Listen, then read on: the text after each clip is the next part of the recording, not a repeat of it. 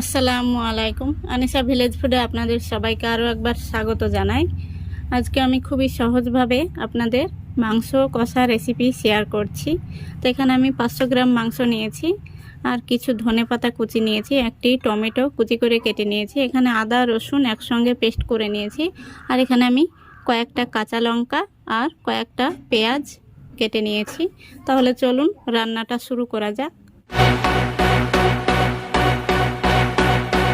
তো দেখুন, এখানে আমি একটি ননস্টিক কড়াই নিয়েছি আর গ্যাসটা অন করে দিয়েছি। কড়াইয়ের মধ্যে দিয়ে দিচ্ছি মাংসটা, তারপরে দিয়ে দিচ্ছি কাঁচা লঙ্কা আর কাঁচা পেঁয়াজ কাটা, দিয়ে দিচ্ছি আদা রসুন পেস্ট।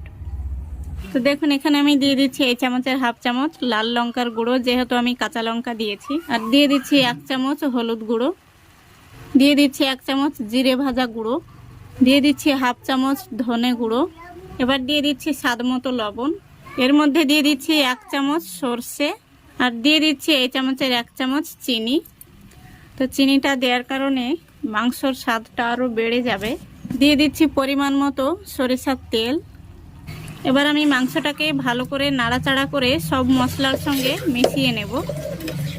এবার আমি ঢাকা দিয়ে মাংসটাকে ভালো করে কষিয়ে নেব। তো দেখুন, মাংসটা আমি ঢাকাটা মাঝে মাঝে তুলে নাড়াচাড়া করে দিয়েছি। মাংসটা কিন্তু কষানো হয়ে গেছে।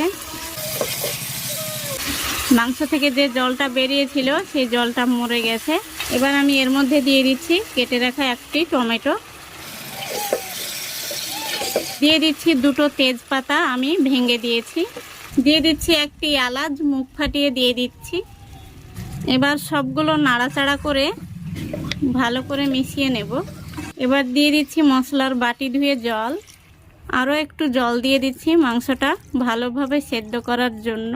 এবার মাংসটাকে ভালো করে একটু নাড়াচাড়া করে ঢাকা দিয়ে দেব। তো এইভাবে ঢাকা দিয়ে আমি সেদ্ধ করে নেব। প্রায় 10 থেকে 15 মিনিট রান্না করব। তো দেখুন, 10 থেকে 15 মিনিট আমি রান্না করে নিয়েছি, আর মাংসটা পুরোপুরি সেদ্ধ হয়ে গেছে। এবার আমি এর মধ্যে দিয়ে দিচ্ছি 1 চামচ গরম মশলা, আর দিয়ে দিচ্ছি ধনেপাতা কুচি। এবার ভালো করে নাড়াচাড়া করে দেব। আরও 1 মিনিট ঢাকা দিয়ে রান্না করে নেব। তো দেখুন, আরও 1 মিনিট আমি রান্না করে নিয়েছি। রান্নাটা একদম কমপ্লিট। এবার আমি গ্যাসটা অফ করে দিচ্ছি। তো গ্যাসটা আমি অফ করে দিয়েছি দেখুন, আর মাংসটা থেকে কিন্তু খুব সুন্দর একটি স্মেল বের হচ্ছে। তো এবার আমি গরম গরম ভাতের সঙ্গে সার্ভ করে নেব। তো আজকের আমার এই রেসিপিটা কেমন হয়েছে অবশ্যই কমেন্ট করে জানাবেন, আর আশা করছি আপনাদের ভালো লেগেছে। তো যদি ভালো লেগে থাকে অবশ্যই একটি লাইক করে দেবেন, এবং চ্যানেলটিকে সাবস্ক্রাইব করে পাশে থাকা বেল বাটনটি অন করে রাখবেন, যাতে নতুন কোনো ভিডিও আপলোড করলে সঙ্গে সঙ্গে তার নোটিফিকেশানটা আপনার মোবাইল ফোনে পৌঁছে যায়। তো আজকে আমি এখানেই শেষ করছি।